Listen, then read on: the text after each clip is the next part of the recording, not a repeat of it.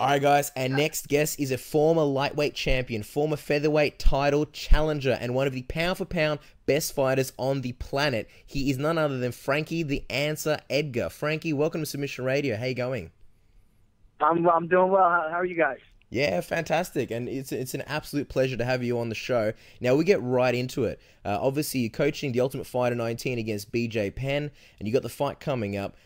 Just on BJ, he's obviously a guy, he's fought at lightweight, welterweight, even heavyweight against Lyoto Machida throughout his career. He's never been known as a guy that diets hard or worries too much about his weight, and he's had losses before, but he said that the only reason he came down to 145 is you. How does that make you feel? Yeah, I make them feel some type of way, I guess, and, I get it. It's just, it's the competitive nature of BJ, I'm a competitor myself, and I guess those wins kind of still stink, that I have over him kind of still sting on him, and, he just wants a chance to get back at it. So, he knows I'm at 45, and that's the only way to get at me. Now, Frankie, obviously you're coaching on the Ultimate Fighter for the first time as a head coach. What's it like, seeing BJ all the time, knowing that you guys are going to have to fight each other for the third time? Is it strange, or is it something that you've gotten used to by now? Yeah, you get used to it, we fought 2 times before. We had to do press before. BJ's not a bad guy. He's kind of laid back, kind of like myself, and, he's kept things professional. And obviously, with BJ, he's got those 2 losses to you, so we know what his motivation is. What about yourself? What is your motivation in doing a third fight, over a guy like BJ, who's a legend, but you've already beaten him twice? Yeah, my motivation is I just want to, get back to the title, and, in order to do that, I'm going to have to win every fight in front of me. And just the fact that I don't want to lose the third time out. I won twice. For sure, I don't want to lose the third time out. Mm.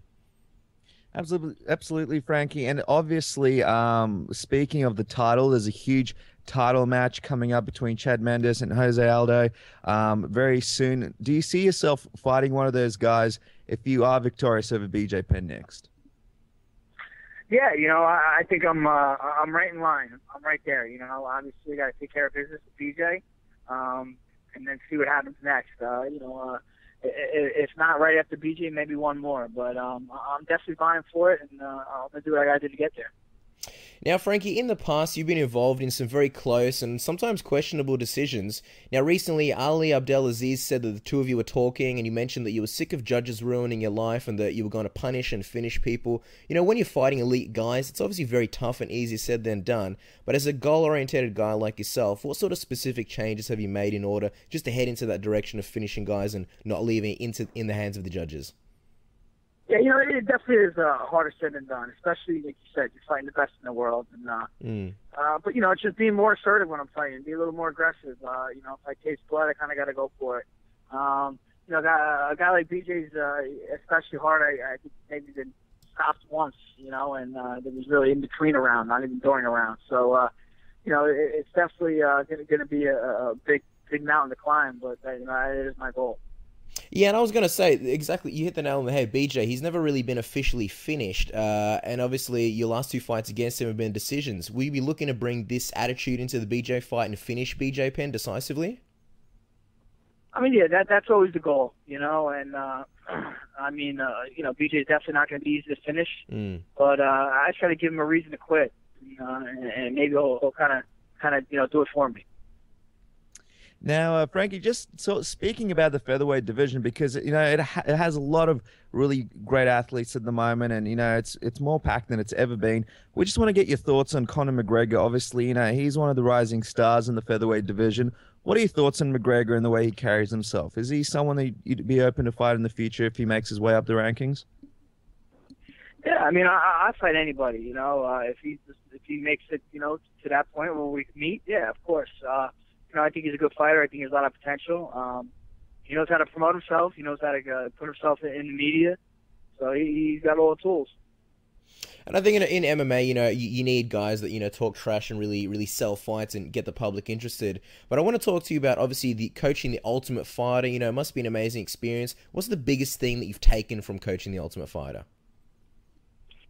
It's when I did the Ultimate Fighter, I just kind of wanted to keep it about the guy. And, you see other shows in the past where the coaches kind of at each other's throat and kind of making it about themselves. I don't know if they intentionally made it about themselves, but it ends up being about them and not the fighters. When I kind of got into it, I'm really not the biggest trash talker, and me and BJ kind of have a pretty good relationship. So my team was just focusing on the guys and trying to make them the best they can. And I think we did a good job of that as a whole by the coaching staff. Now, Frankie, we had some rumors, and Urijah Faber was on our show recently, and he mentioned that he was really close to doing The Ultimate Fighter with you, but it didn't work out. Is that something that could have happened? And why the change between Urijah and BJ in the end? Yeah, well, they first came to me and said Urijah was a possible opposing coach, but I was at 45, he was at 35. I wasn't willing to go all the way down to 35, and I don't think he was willing to come up to 45. So I think that's how it ended up, BJ taking that spot. If in the future, obviously, fans love big money fights and interesting matchups. If Urijah ever did move up to 145, would you be interested in fighting him? Yeah, for sure. Urijah's a legend in this game, and he's one of the best lightweights, lighter weight guys to do it. And, that's an intriguing matchup, me versus Urijah. Fantastic, Frankie. Now, before we let you go, we have a thing called on Submission Radio. It's called the Tap Out Round. It's basically where we throw some questions at you. GQ described it as the sexiest segment in MMA. And basically, you give us the first answer that pops into your head, all right? So let us know when you're ready, and we'll kick it off. All right. Okay, would you be open to coaching The Ultimate Fighter again in the future, or is once enough for Frankie Edgar? Yeah, once is enough. Is there any chance you'd go back to the lightweight division, or is featherweight the division you're planning to stay in for good? I'll never say die, you know what I mean? So it could always be a possibility. Okay. If you fight Jose Aldo again, name one thing that you would do differently. Be more aggressive early. What's it like constantly having Mark Coleman around? Even though he's not on your team specifically, it must be pretty fun. He was awesome. He's a great guy to have around, very fun guy, and a legend, and not too many people have the accolades that he has. Yeah, that's absolutely right. Now, has Mike the Situation hurt the good name of the Jersey Shore with his antics? Nah, man, you can never hurt the good name of the Jersey Shore. Not even him, believe it or not. Frankie, give us the lowdown. Who wins between Chad Mendes and Jose Aldo at UFC 176? Who's walking out the champion? I'm gonna say Mendes. Okay. Now, Frankie, do you get to choose the color of your team before the show starts, or is it pre-done for you? Yeah, done for me, but I like red, so either red or dead. Yeah. There was some dodgy colors in some of the seasons. I think there was like a purple or a green. I think red suits you guys. And the final question, Frankie, when are you paying all of us a visit here in Australia? Oh, man, I hope soon. I would love to get out there. I only hear great things about Australia, so I hope in the future I can get out there.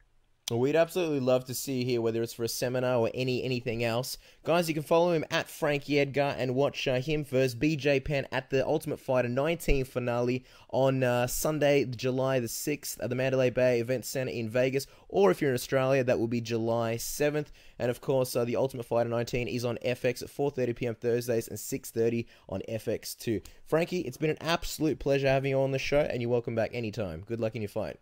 Thank you, guys. Thank you, man. It was a good time.